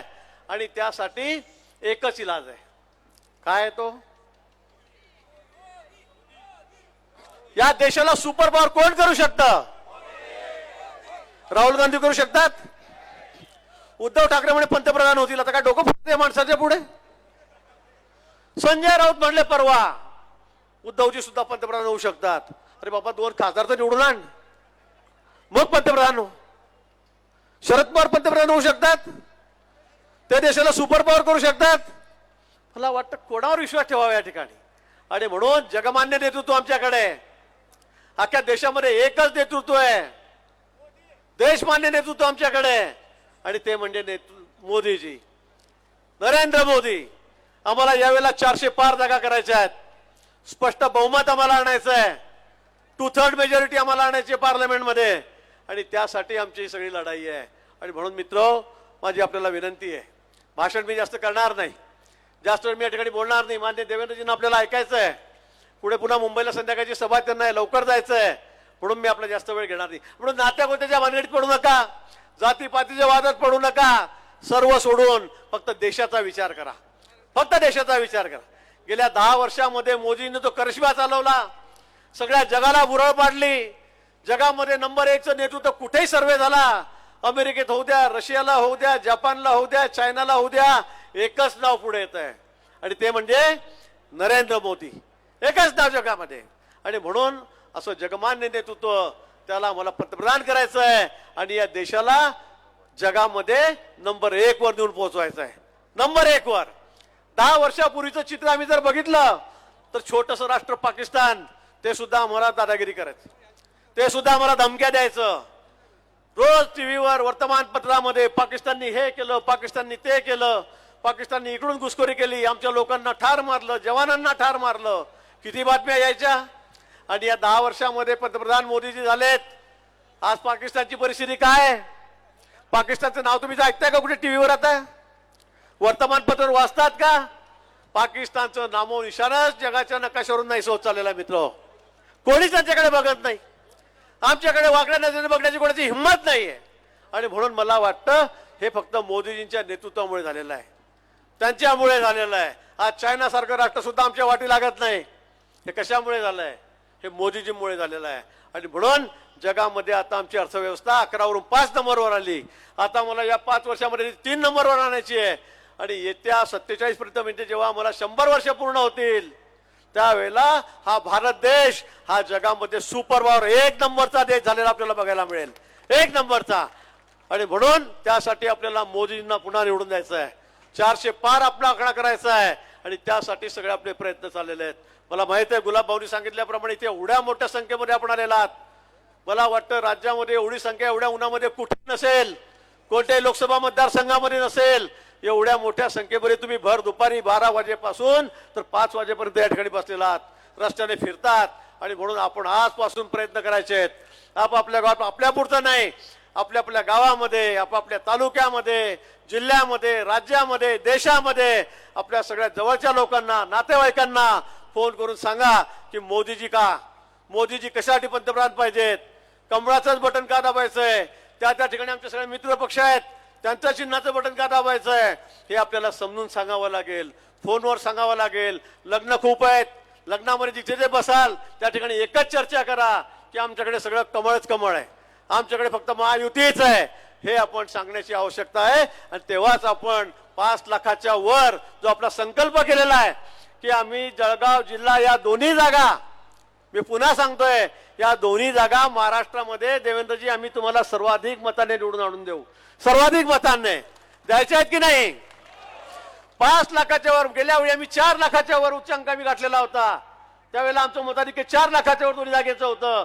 या वेळेला आम्ही 5 लाखाच्या वर मताधिक्य तुम्हाला त्या ठिकाणी देऊ आणि आमच्या दोघी भगिनींना, रक्षाताईंना, स्मिताताईंना पार्लमेंटमध्ये मोदींचे हात बळकटण्यासाठी या ठिकाणी पाठवू, एवढा संकल्प मी या ठिकाणी करतो. मोदी आपल्या देवेंद्रजींना शब्द देतो आपल्या सर्वांच्या वतीने आणि थांबतो. जय हिंद, जय महाराष्ट्र.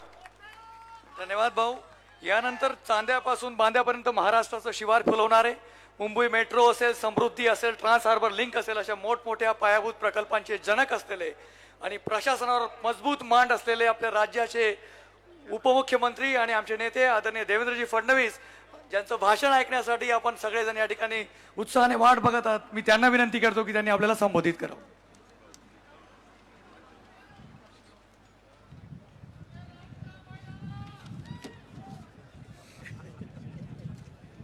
अरे बैलाचा अपमान करू नका.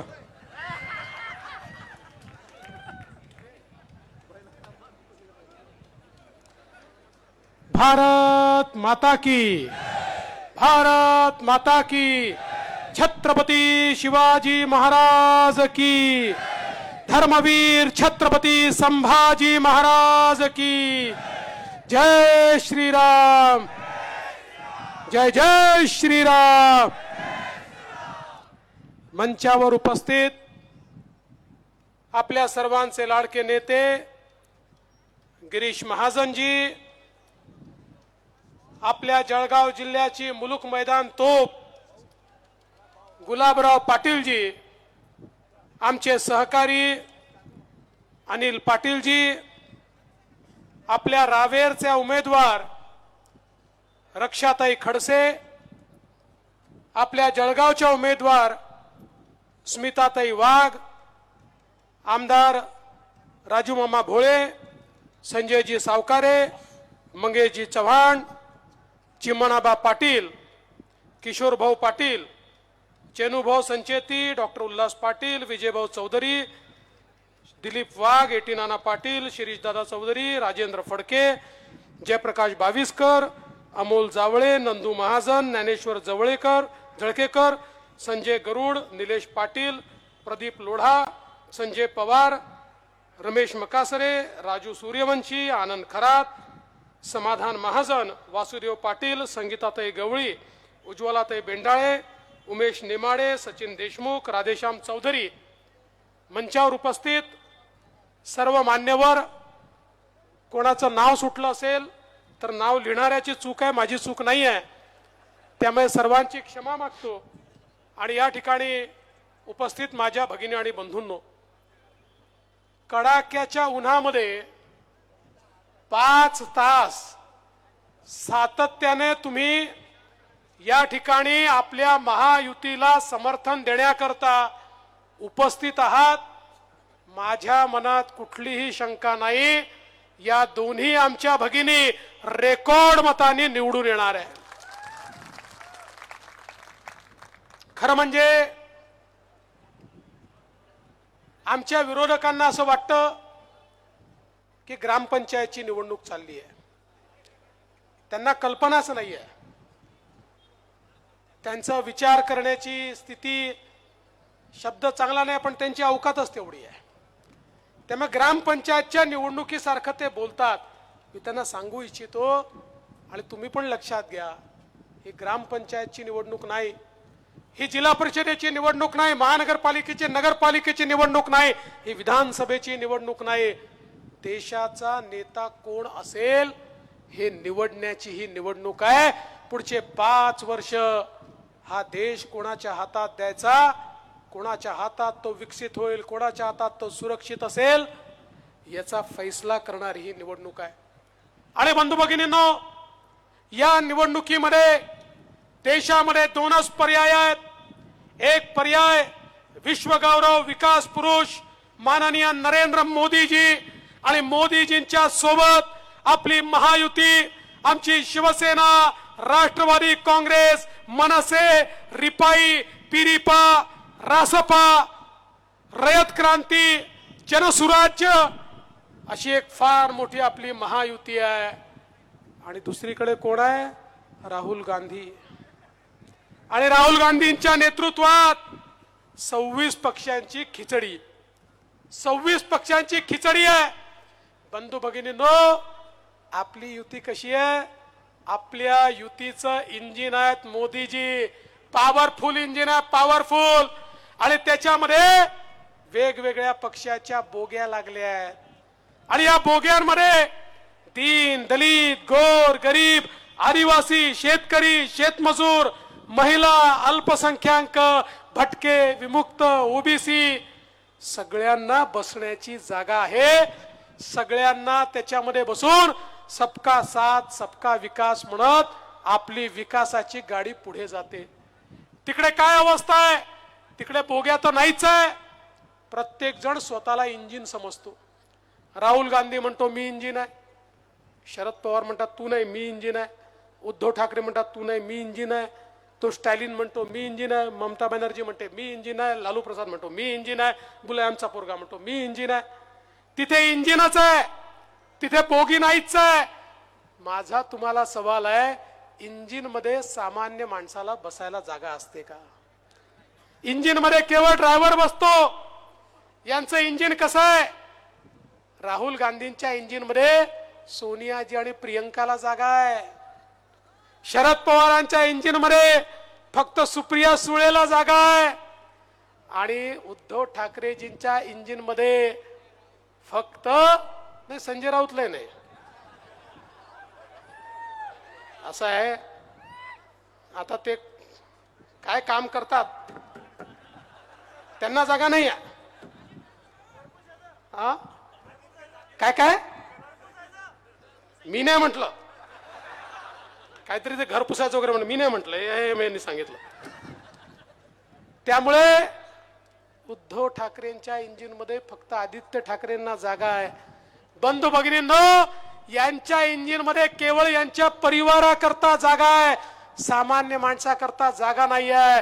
अरे यांच्याकरता यांचा परिवारच दुनिया आहे आणि मोदीजींकरता अख्खा भारत त्यांचा परिवार आहे. आणि म्हणून बंधू भगिनींनो, यांच्या इंजिनची अवस्था कशी आहे? राहुल गांधी इंजिन दिल्लीकडे ओढतात, पवार साहेब बारामतीकडे ओढतात, उद्धवजी मुंबईकडे ओढतात, स्टॅलिन दक्षिणेकडे ओढतं. यांचं इंजिन हालतही नाही, डुलतही नाही, चालतही नाही, ठप्प पडलेलं इंजिन आहे. पण आपण ज्या दिवशी या ठिकाणी मतदानाच्या निमित्ताने रक्षाताई आणि स्मिताताईंच्या नावासमोरची कमळाची बटन दाबाल, जळगाव जिल्ह्याची बोगी ही मोदी साहेबांच्या इंजिनला लागेल आणि विकासाच्या वाटेवर अत्यंत वेगाने त्या ठिकाणी निघेल. आणि म्हणून ही देशाच्या विकासाची निवडणूक आहे. मी तुम्हाला सवाल विचारतो, तुम्ही बघा विरोधकांचे भाषण ऐका, त्यांच्या भाषणामध्ये विकासाचा मुद्दा आहे का, गरिबाच्या कल्याणाचा मुद्दा आहे का, शेतकऱ्याच्या कल्याणाचा मुद्दा आहे का, सामान्य माणसाच्या कल्याणाचा मुद्दा आहे का? मुद्दा नाही आहे, फक्त शिवीगाळ आहे, शिवराळ भाषा आहे, याच्या व्यतिरिक्त काहीच नाही आहे. बंधू भगिनींनो, नरेंद्र मोदी त्या व्यक्तीचं नाव आहे ज्याने 10 वर्षामध्ये 25 कोटी लोकांना गरिबी रेषेच्या बाहेर काढलं. हा जगातला रेकॉर्ड आहे. जगामध्ये कुठल्याही देशामध्ये मात्र 10 वर्षामध्ये 25 कोटी लोक गरिबी रेषेच्या बाहेर आजपर्यंत आले नाही. मोदीजींनी गेल्या 10 वर्षामध्ये 20 कोटी लोक जे कच्च्या घरात राहायचे त्यांना पक्क घर दिलं. 50 कोटी लोक ज्यांच्या घरामध्ये गॅस नव्हता, आया बहिणी चुलीवर स्वयंपाक करायच्या, त्यांना गॅस दिला. 55 कोटी लोक ज्यांच्या घरामध्ये शौचालय नव्हतं त्यांना शौचालय दिलं. 60 कोटी लोक ज्यांच्या घरामध्ये शुद्ध पिण्याचं पाणी नव्हतं, ज्यांच्या घरच्या आया बहिणींना हंडा घेऊन विहिरीवर जावं लागायचं, नाहीतर त्या ठिकाणी कुठेतरी नदीवर जावं लागायचं, त्यांच्या घरी स्वच्छ पिण्याचं पाणी पोचलं. आपल्या महाराष्ट्रामध्ये आमच्या गुलाब भाऊंकडे जबाबदारी होती. आपल्या महाराष्ट्रामध्ये देखील घरोघरी पाणी पोचलं. बंधू भगिनींनो, 55 कोटी लोकांना मोदीजींनी आयुष्यमान भारतच्या अंतर्गत त्या ठिकाणी मोफत इलाज दिला. 60 कोटी लोकांना, तरुणांना मुद्राच्या अंतर्गत लोन दिलं. 10 लाखापर्यंतचं लोन मिळालं. तारण नाही, गॅरंटर नाही, आणि सांगताना आनंद वाटतो. या 60 कोटीमध्ये 31 कोटी आमच्या आया बहिणी आहेत की ज्यांना ते लोन मिळालं आणि त्या आपल्या पायावर या ठिकाणी उभ्या राहिल्या. या देशामध्ये 80 लाख बचत गट तयार झाली आणि त्याला 8 लाख कोटी रुपये मोदीजींनी दिले. आज आमच्या आया बहिणी पायावर उभ्या राहत आहेत.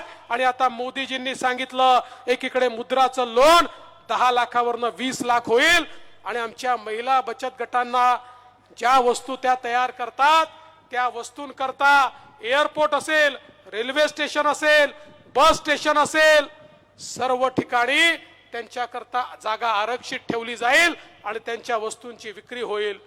मोदीजी म्हणतात, जेव्हा एक पुरुष आपल्या पायावर उभा राहतो तर केवळ पुरुष पायावर उभा राहतो, पण जेव्हा महिला पायावर उभी राहते पूर्ण परिवार पायावर उभा राहतो. आणि म्हणून महिलांच्या सक्षमीकरणाकरता आज मोदीजींनी प्रयत्न सुरू केले.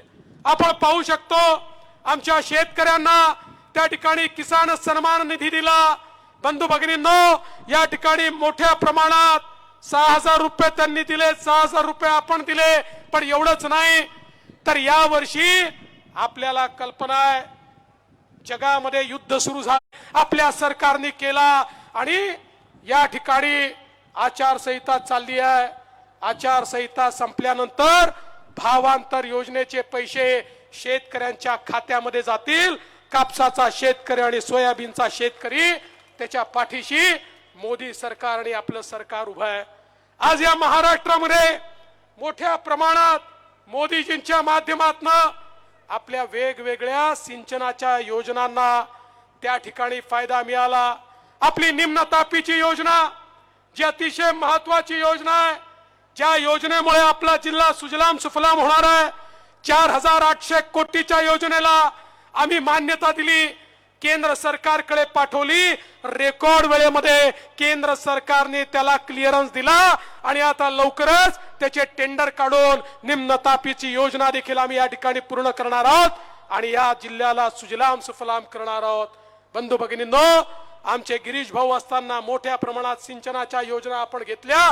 आता पुन्हा आपल्या सरकारमध्ये मोदीजींच्या आशीर्वादानं आपल्या महाराष्ट्राला 26,000 कोटी रुपये सिंचनाकरता मिळाले आहेत आणि शेतकऱ्यांच्या शेतीपर्यंत पाणी पोहोचवण्याचं काम हे मोदीजींच्या माध्यमातून आणि आपले मुख्यमंत्री एकनाथराव शिंदेजींच्या माध्यमातून या ठिकाणी आपण करतोय. एकीकडे सर्वसामान्य माणसाचं काम करत असताना मोदीजींनी या देशाची अर्थव्यवस्था मजबूत केली. आपण बघितलं असेल 2013 साली जगातली सगळ्यात मोठी इंटरनॅशनल मॉनिटरी फंड असं म्हणायचं, जगातले 5 देश पुढच्या 2 वर्षात दिवाळखोर होतील आणि त्या 5 देशामध्ये ते भारताचं नाव सांगायचे. ते सांगायचे 2014-15 पर्यंत भारत दिवाळखोर होणार. पण 10 वर्षात मोदीजींनी अशी जादू केली की त्याच इंटरनॅशनल मॉनिटरी फंडाने सांगितलं जगामध्ये सगळ्यात वेगानं विकसित होणारी मजबूत अर्थव्यवस्था कुठली असेल तर ती भारताची अर्थव्यवस्था आहे. 11व्या क्रमांकावरून 5व्या क्रमांकावर आली आणि आता 3ऱ्या क्रमांकावर आपली अर्थव्यवस्था होते. मला एकाने विचारलं, भाऊ तुम्ही सांगता चांगला आहे 3री होते, पण 3री झाली तर माझा काय फायदा? म्हटलं बरोबर प्रश्न तू विचारला. अर्थव्यवस्था मोठी होते म्हणजे काय होतं? अर्थव्यवस्था विस्तारित होते म्हणजे काय होतं? अर्थव्यवस्था जेव्हा मोठी होते, ती जेव्हा विस्तारित होते, त्यातनं संधी तयार होतात, त्यातनं रोजगार निर्मिती होते, त्यातनं नोकऱ्या मिळतात, त्यातनं इन्फ्रास्ट्रक्चर तयार होतं, रस्ते, पाणी, वीज त्यातनं तयार होते. त्यातनं मोठ्या मोठ्या पुलं बनतात, त्यातनं मोठ्या प्रमाणात गरीब कल्याणाचा अजेंडा चालतो, त्याच्यातनं जनकल्याणकारी योजना तयार करता येतात. आणि अर्थव्यवस्था मोठी झाली तर मोदीजींनी सांगितलं 2029 पर्यंत देशातल्या 80 कोटी लोकांना मी मोफत राशन देईल, त्यांना राशन करता 1 पैसा त्या ठिकाणी द्यावा लागणार नाही. अर्थव्यवस्था मोठी होते तर गरीबाचं कल्याण होतं, शेतकऱ्याचं कल्याण होतं, शेतमजुराचं कल्याण होतं. आज मोदीजींनी आमचा जो 12 बलुतेदार आहे, हा 12 बलुतेदार याचा विचार कधी कोणी केला नव्हता.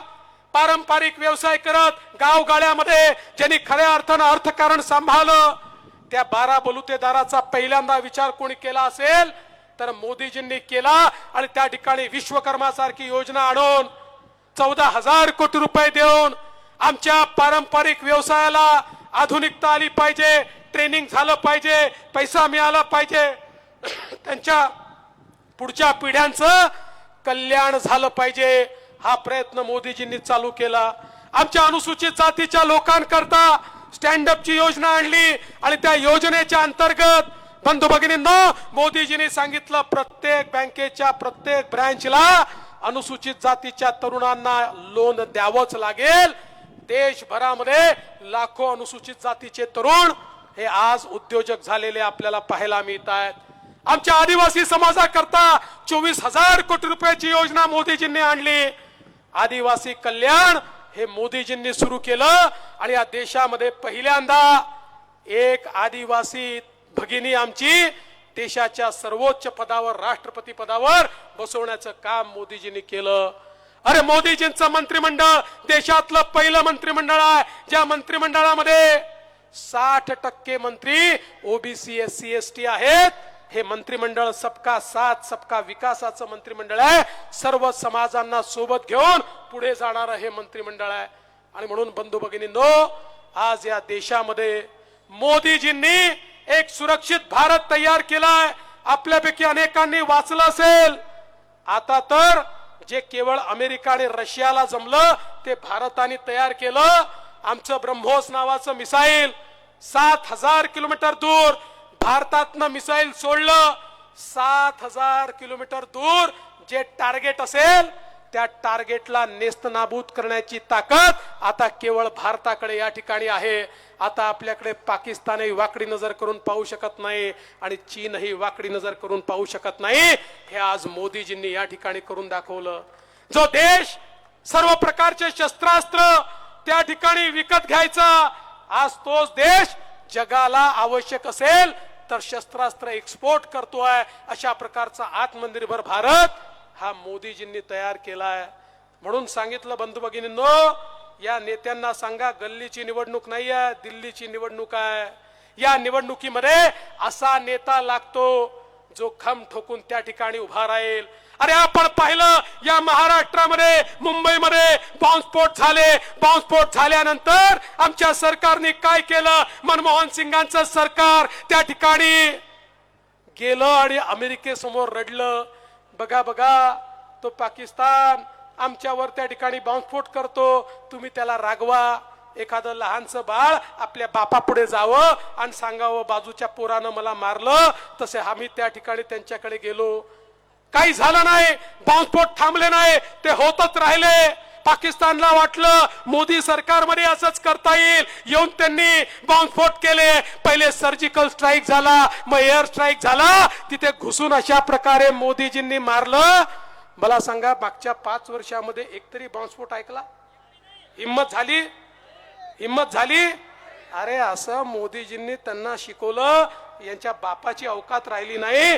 या ठिकाणी हे काही करू शकत नाही. अरे 370 कलम हटवलं, म्हणाले खून की नदिया बहेगी. अरे खून की नदिया तर सोडा, दगड मारायची कोणाची हिम्मत झाली नाही. हे देशाचं सरकार निवडायचं आहे, मजबूत प्रधानमंत्री निवडायचा आहे, मजबूर प्रधानमंत्री नाही जो हात जोडत त्या ठिकाणी फिरेल, जो प्रधानमंत्री गेल्यानंतर त्या ठिकाणी कोणी विचारत नाही. अशा प्रकारचा प्रधानमंत्री नाही तर विश्वामध्ये ज्याची ताकद आहे असा प्रधानमंत्री. आणि बंधू भगिनींनो, मी तर तुम्हाला विनंती करण्याकरता आलो आहे.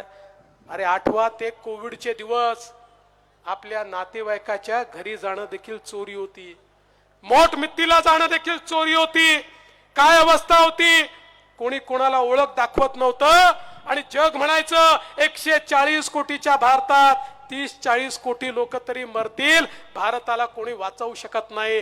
जगामध्ये केवळ 5 प्रगत देशांनी त्या ठिकाणी लस तयार केली आणि भारताची अवस्था अशी होती 140 कोटी लोकांकरता आम्हाला भीक मागावी लागली असती, आम्हाला लस द्या, आमचे लोक मरतायत. त्यांनी लस दिली नसती, त्यांनी सांगितलं असतं आधी आमच्या लोकांना लावतो मग तुम्हाला लस देतो. पण या त्यांना माहिती नव्हतं या देशामध्ये एक वाघ आहे जो देशाचा प्रधानमंत्री आहे. त्यांनी देशातल्या शास्त्रज्ञांना एकत्रित केलं आणि सांगितलं लस आपल्याला बनवायची आहे आणि भारताने त्या ठिकाणी स्वतःची लस बनवली आणि तुमच्यापैकी प्रत्येकाला एकही पैसा न घेता 2-2 वेळा कोविडची लस टोचली. आज आपण जिवंत आहोत ते मोदीजींनी ही लस आपल्यापर्यंत पोहोचवली म्हणून जिवंत आहोत, नाहीतर आपणही किड्या मुंग्यासारखे मेलो असतो बंधू भगिनींनो. आणि म्हणून मला आठवतं मी आता मॉरिशसला गेलो होतो गुलाबभाऊ, मॉरिशस मध्ये छत्रपती शिवरायांच्या पुतळ्याचं उद्घाटन होतं. त्या ठिकाणी मॉरिशसच्या राष्ट्रपतींना भेटायला गेलो. ते मला म्हणाले आमचे धन्यवाद मोदीजींना कळवा. मी म्हटलं कशा करता? म्हणाले आमचे धन्यवाद मोदीजींना याकरता कळवा आमचा मॉरिशस जिवंत आहे, कारण मोदीजींनी आम्हाला कोविडची लस दिली, नाहीतर आमचा मॉरिशस स्मशानामध्ये परिवर्तित झाला असता. 100 देश असे आहेत की जे मोदीजींचं नाव सांगतात, जे सांगतात मोदीजींमुळे आम्ही जिवंत आहोत. मग माझा तुम्हाला सवाल आहे, अरे बाकी सगळं सोडा, या एकाच कारणाकरता मोदीजींना 100 वर्ष प्रधानमंत्री ठेवलं पाहिजे, कारण त्यांच्यामुळे 140 कोटीचा देश आज जिवंत आहे. आणि म्हणून तुम्हाला एवढीच विनंती करायला आलो आहे, जळगाव जिल्हा हा भगवा जिल्हा आहे. जळगाव जिल्हा महायुतीच्या पाठीशी उभा राहिलेला जिल्हा आहे. जळगाव जिल्हा हा नेहमीच आम्हाला आशीर्वाद देणारा जिल्हा आहे. आणि यावेळी पुन्हा एकदा रावेर मधनं आपल्या रक्षाताई खडसे ज्यांनी खऱ्या अर्थानं सातत्यानं या ठिकाणी केंद्र सरकारच्या माध्यमातून काम केलं, ते आमच्या रक्षाताई आहेत.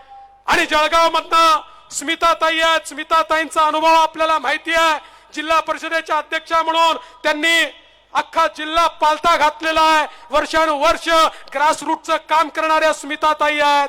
आमच्या दोन्ही भगिनी या ठिकाणी आहेत. खरं म्हणजे जळगाव जिल्हा नेहमीच पुढे असतो, कारण 2026 नंतर मोदीजी तर महिला राजच आणणार आहेत. मोदीजींनी सांगितलं 2026 नंतर लोकसभेमध्ये 33% महिला खासदार आणि विधानसभेमध्ये 33% महिला आमदार. तुम्ही पहिलेच तयारी करून टाकली आणि आमच्या दोन्ही महिला खासदारांना आता तुम्ही निवडून देणार आहात. आणि म्हणून 13 तारखेला जेव्हा तुम्ही कमळाची बटन दाबाल, मत केवळ या दोघींना मिळणार नाही, मत थेट मोदीजींना मिळेल. यावेळेचं मत हे भाजपा करता नाही आहे, यावेळेचं मत भारता करता आहे. भारता करता मोदीजींना त्या ठिकाणी पुन्हा प्रधानमंत्री करण्याकरता आपण सगळ्यांनी कमळाचं बटन दाबावं एवढीच विनंती करतो. आणि माझं बोलणं संपवता एक गोष्ट अजून सांगून जातो. गुलाब भाऊ, आता हे पोपट तयार झाले आहेत आणि हे पोपट आता सांगतात यांचे 400 पार आले तर संविधान बदलून टाकतील. खरं म्हणजे नरेंद्र मोदी त्या व्यक्तीचं नाव आहे ज्या व्यक्तीने सांगितलं अरे बाबासाहेब आंबेडकरांचं संविधान होतं म्हणून चहा विकणारा पोऱ्या देशाचा प्रधानमंत्री बनलाय. नरेंद्र मोदीजींनी सांगितलं मला गीता बायबल कुराण पेक्षा देखील राज्य कारभार चालवण्याकरता माझं संविधान महत्वाचं आहे. अरे नरेंद्र मोदीजींनी सांगितलं जोपर्यंत चंद्र आणि सूर्य आहे तोपर्यंत भारताच्या संविधानाला कोणी हात लावू शकत नाही. या पोपटांना सांगा आणि त्यांना सवाल विचारा, अरे इतके वर्ष तुमचं सरकार होतं, तुम्ही जम्मू काश्मीर मध्ये भारताचं संविधान का लागू केलं नाही? त्यांना सवाल विचारा.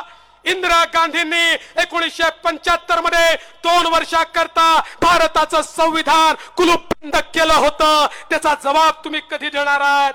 आणि त्यांना विचारा की तुमचं गोव्यामधले दक्षिण गोव्याचे उमेदवार त्या ठिकाणी म्हणतात की भारताचं संविधान गोव्यात लागू करू नका, त्याचं तुम्ही उत्तर कधी देणार? या पोपटांना त्यांची जागा दाखवून देण्याकरता भारतरत्न डॉक्टर बाबासाहेब आंबेडकरांनी आता एक चमत्कार केला. पूर्वी राणीच्या पोटातून राजा पैदा व्हायचा.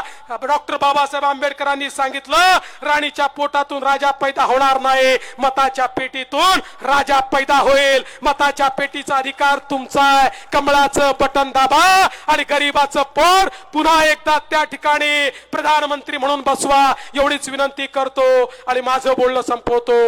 जय हिंद, जय महाराष्ट्र, जय भारत, जय श्रीराम.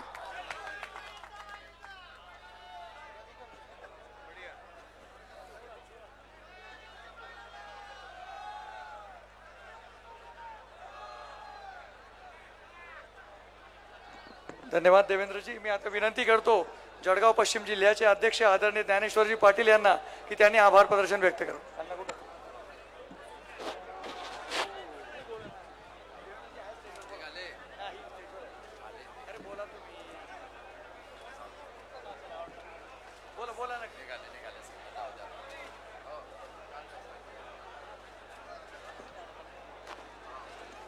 महायुतीच्या उमेदवारांना आशीर्वाद देण्यासाठी जिल्हाभरातून या ठिकाणी उपस्थित झालेले